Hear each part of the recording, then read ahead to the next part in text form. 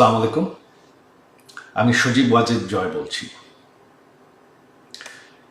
অনেকদিন পর আপনাদের সামনে সরাসরি কথা বলছি। প্রথমে আমার আপনাদের প্রতি কিছু প্রশ্ন আছে। আজকে কি আপনারা ভালো আছেন? আজকে কি আপনারা বাংলাদেশে নিরাপদ আছেন? আজকে কি স্বাধীন আছেন? আজকে কি এই অবৈধ সরকারের বিরুদ্ধে আপনারা মুখ খুলে কথা বলার সাহস পান? আজকে কি বাংলাদেশের পক্ষে, বাংলাদেশের স্বাধীনতার পক্ষে আপনারা মুখ খুলে কথা বলার সুযোগ পান, নাকি গ্রেফতার হন? গত 1 বছর ধরে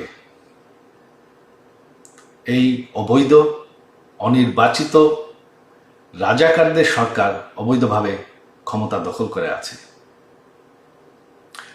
গত 1 বছর ধরে তারা স্বাধীনতার ইতিহাস মুছে ফেলার চেষ্টা করছে, স্বাধীনতার চেতনা মুছে ফেলার চেষ্টা করছে, এক এক করে প্রতিটি সরণি বুলডোজার দিয়ে ধ্বংস করছে এবং কি সে ঐতিহাসিক 32 নম্বর বাড়ি, যেই বাড়ির থেকে আমাদের স্বাধীনতা ঘোষণা করা হয়, সেই বাড়িটিকেও তারা বুলডোজার দিয়ে ধ্বংস করে ফেলেছে।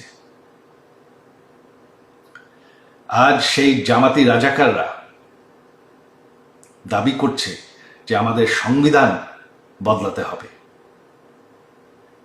যেই রাজাকাররা আমাদের দেশের 30 লক্ষ মানুষ হত্যা করেছে, 2 লক্ষ নারী নির্যাতন করেছে, আজকে তারা বাংলাদেশকে ফেরত পাকিস্তান বানাতে চায়। আপনারা কি সেটা চান? আগামীকাল সেই ঐতিহাসিক 15ই আগস্ট, সেই কালো রাত, যেদিন বঙ্গবন্ধুকে এবং আমার সকল পরিবারকে হত্যা করা হয়।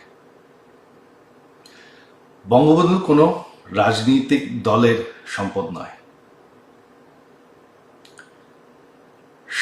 সকল বাঙালির কাছে আমার আহ্বান যে আপনারা যদি স্বাধীনতার চেতনায় বিশ্বাস করেন, আগামীকাল সেই ঐতিহাসিক 32 নম্বর বাড়িতে গিয়ে